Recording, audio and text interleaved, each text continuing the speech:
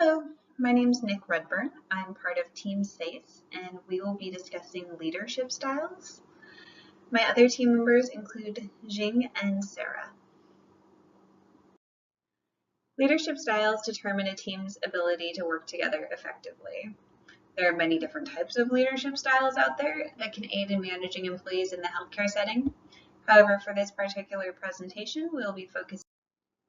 Transactional leadership can be described as a contingency reward system.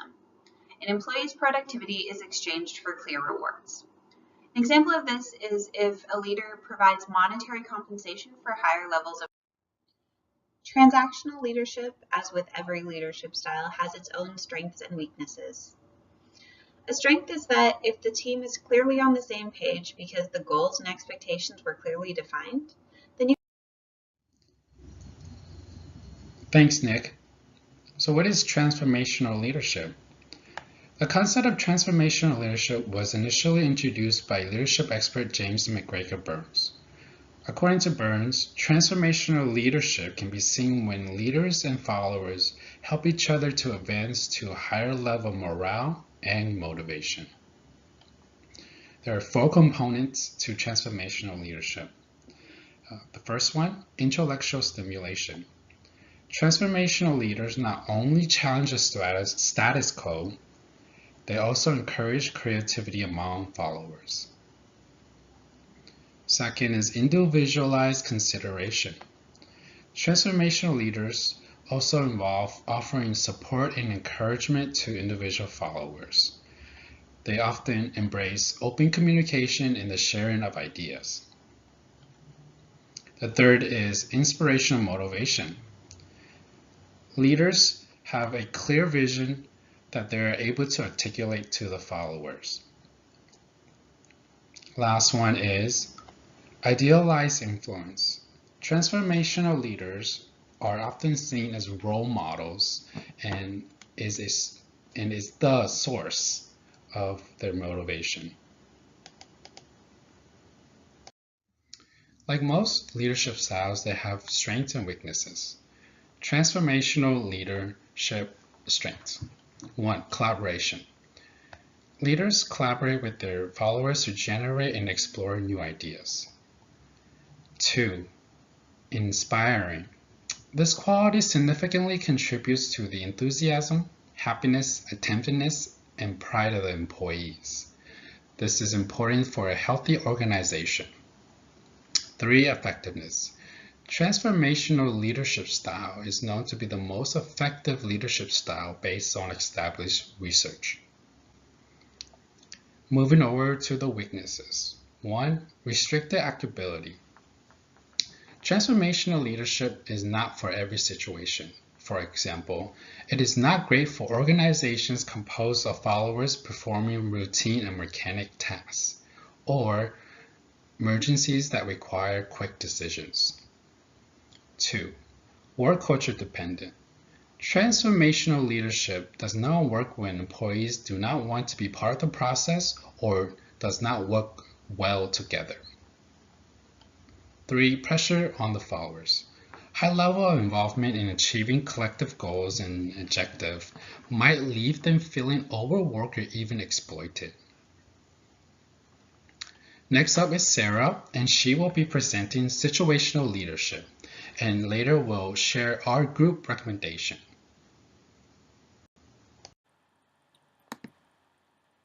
Thank you for the introduction, Singh. So I am going to discuss situational leadership. This type of leadership can also be identified as the adaptive style, which was developed in the 1970s by Ken Blanchard and Paul Hershey. So both of these guys theorize the importance of flexibility and adaptability of leadership in the workplace. This type of strategy allows for managers to analyze the given situation and choose the most appropriate style.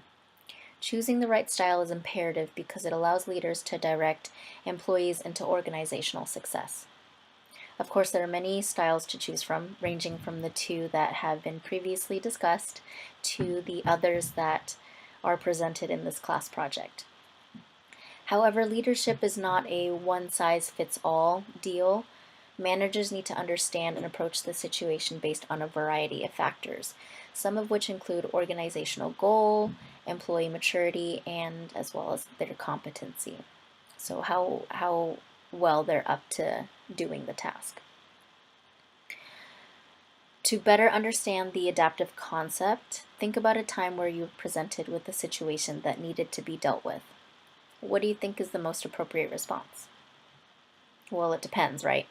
So in terms of leadership, there is not one specific approach that properly addresses every single circumstance. There are probably a million different scenarios to deal with, especially when it comes to healthcare organizations.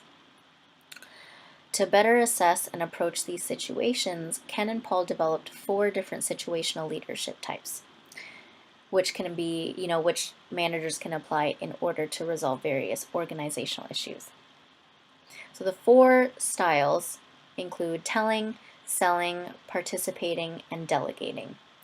The level of maturity, competency, and motivation in an employee is important to assess when it comes to managerial guidance.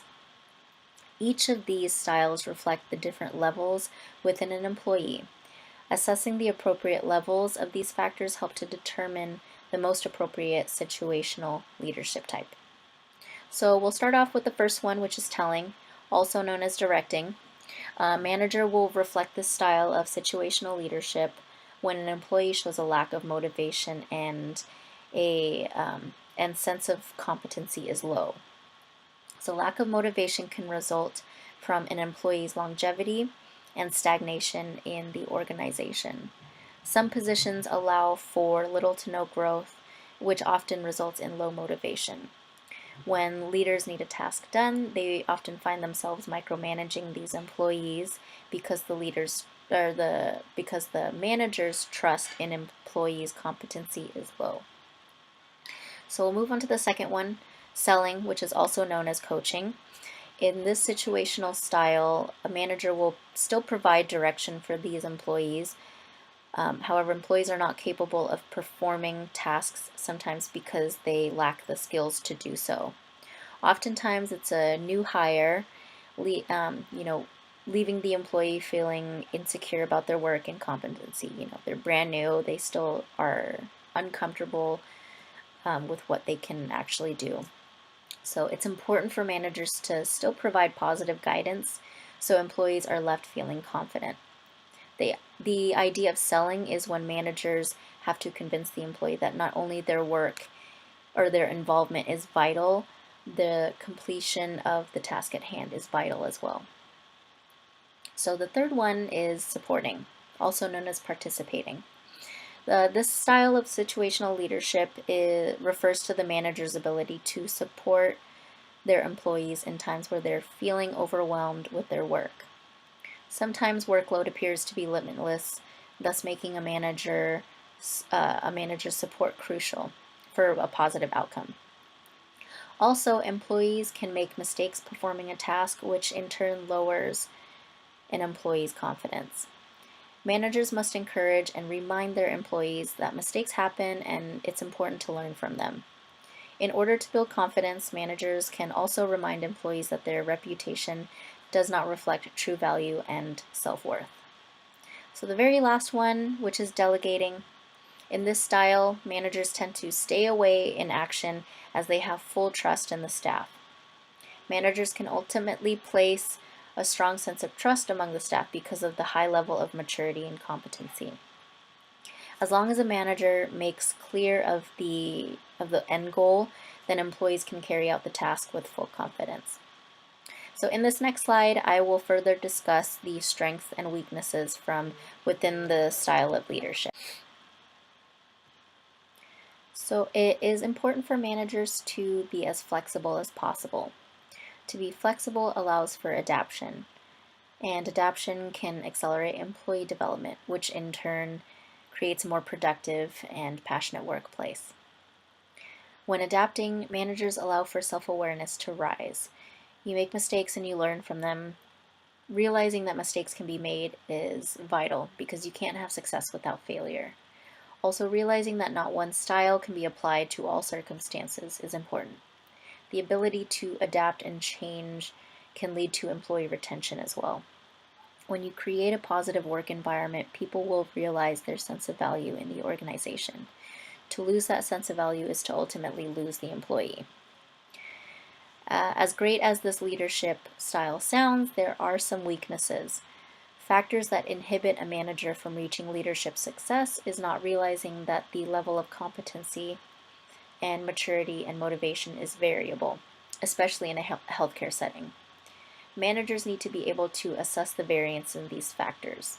They are essentially studying the playing field and creating a course of action. People have a wide variety of cultural backgrounds that are important to consider. Realizing the way to guide employees to organizational success is not dependent on one specific style, as stated in the previous slide.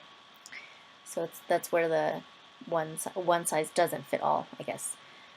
Some managers do not take this into account and therefore can possibly guide people in the wrong direction. The level of competency in a manager is vital as well.